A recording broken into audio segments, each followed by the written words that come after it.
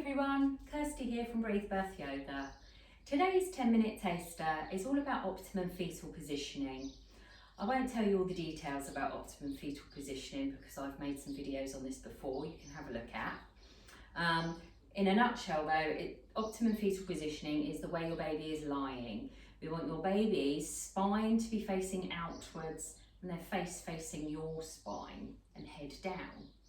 If they're the other way around, you might hear it called back to back. But there's things we can do to get them in that optimum fetal position. All these positions today are going to help with that. Don't worry if your baby is back to back though. People give birth back to back all the time. But it can't hurt to work towards that optimum position. We're going to start standing up today, coming to the back end of your mats, facing the short end. We're going to have our hands in prayer. We're going to inhale and exhale. On the next inhale, we're going to bring our arms to the sky. Palms facing one another, looking up. Fingers spread.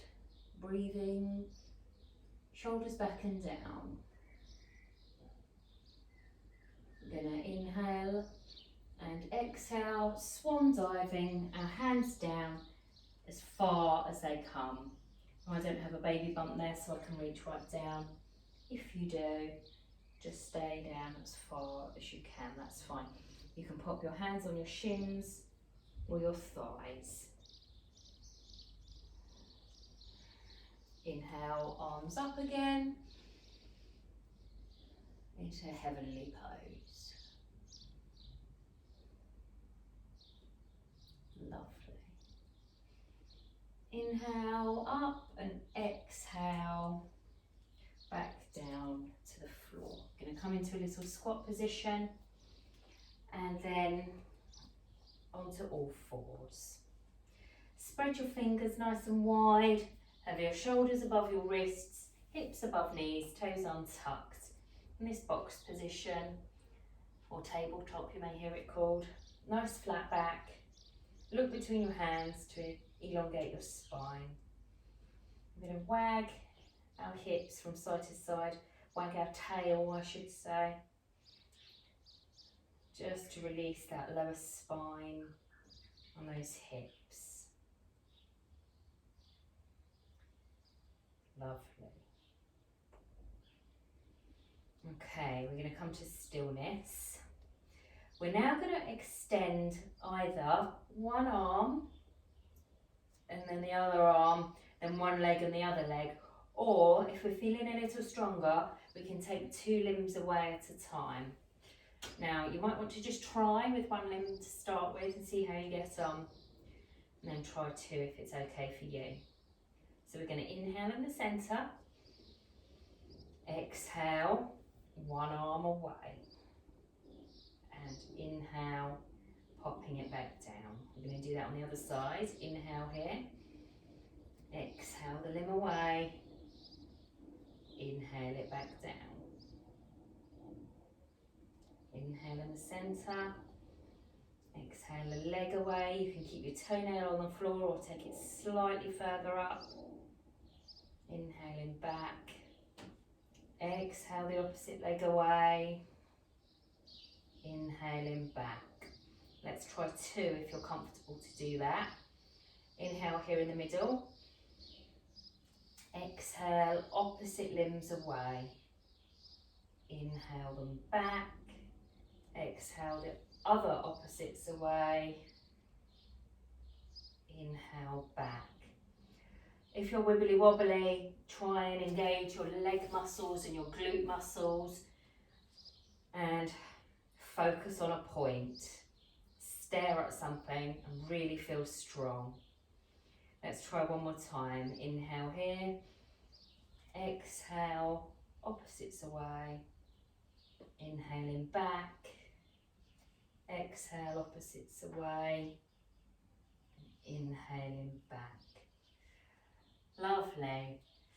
Let's widen our knees, put our big toes together and sit back onto our heels. Come onto your forearms and look down to the mat. Take a couple of breaths here. If you need to shake out your wrists, feel free to do so. We're in an all fours position for quite a while now. Lovely. Keep breathing, long, slow, deep breaths. Close your eyes if it feels nice. We're going to come up into an all fours position briefly.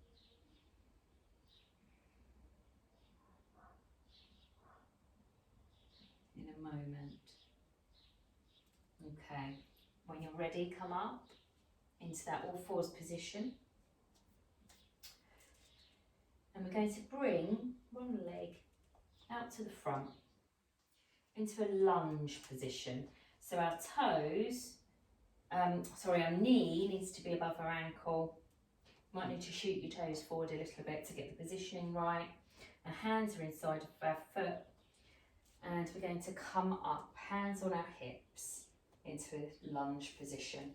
If you see here, my hip is forward of my back knee, and I've got a lovely stretch down my back thigh here, front of the back thigh. We're going to take a little rock here, back and forth, really enjoying that stretch. Lovely. Okay, bring your hands back down to the inside of your front foot and take that foot back round next to the other one, back into all fours position. We're going to do that on the other side. So either step with a few steps or hop your other foot round to the front. Hands are inside of the foot again. We want your knee above your ankle.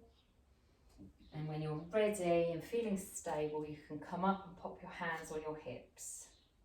If you're wobbling around, just keep your hands on the floor, that's fine. So it's a lovely position. Really open pelvis. Great for birthing in this position as well. Maybe with your hands on the floor or leaning against something as well. Great.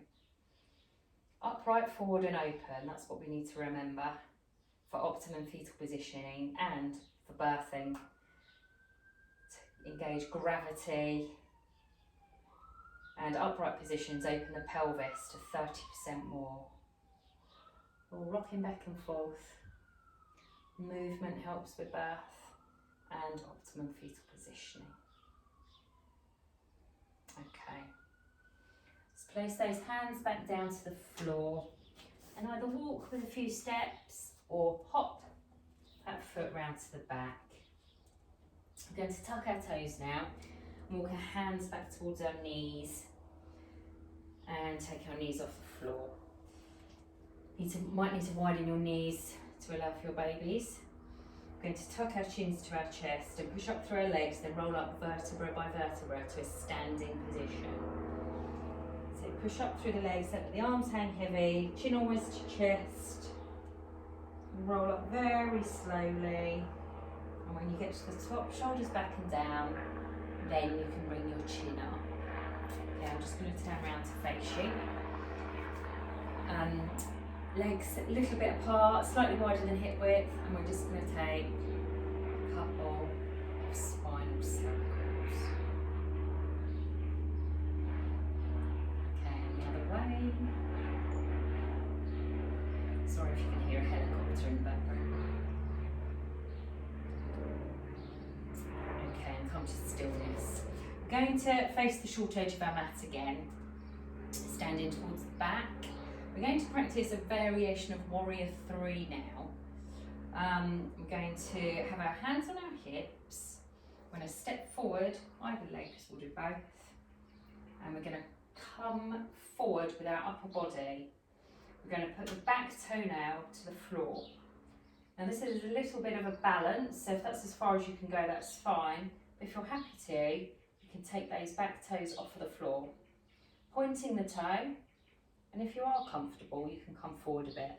Remember, your centre of gravity will have changed since your baby's been growing. So be really careful. You can hold on to something if you like. Or, as I've said, keep those toes on the floor like so. Okay, let's bring that front foot forward to join your feet together. Okay, stand at the back of your mat again. We're going to do that on the other side.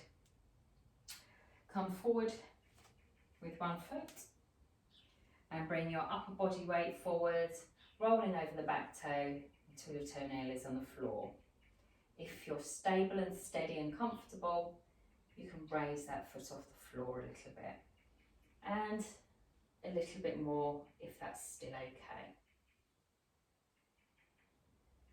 Breathing, never hold your breath. If you feel the need to hold your breath, you're going too far into a pose. Slowly come down, and you can bring that back foot forward to join the front foot. That's what I meant to say a minute ago. Okay, I'm going to come around and face you now.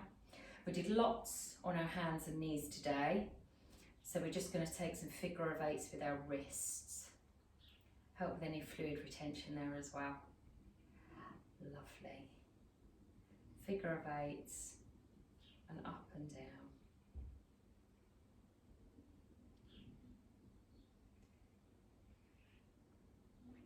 Whatever feels best for you, up and down or figure of eights. And thank you. Namaste.